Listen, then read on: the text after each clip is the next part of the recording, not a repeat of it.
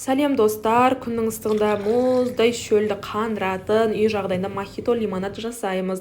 Ол үшін бізге осындай барбадос деген сироп керек болады. Бұл сироп кондитерлік дүкендерде сатылады. Бағасы 2,5 теңгенің көлемінде. Мендегі сироп киви лаймның дәм беретін сироп. Сіздер басқа да дәм беретін сироп алсаңыздар болады. Және де бізге осындай мұздай сарағаш, апельсин, мята керек болады. Мен апельсинді қолдандым. Сіздер киви не болмаса лайм қоссаңыздар болады. Осылай кувшинімізге бәрін жайғастырып салып, мендегі 1 литрлік кувшин болғандықтан мен 100 грамм арасында 100 грамм жаңағы сиробымды құйдым, және де үстіне мұздай сарағашты құйдым. Сіздерде мұз болса, мұз салып жіберсеңіздер күшті болады. Менде мұз болмай қалды, сол себепті қоспадым. Өте дәмді, күшті, шөлді қандыратын осы дәл ресторандық мохито болып шығады. Ас болсын.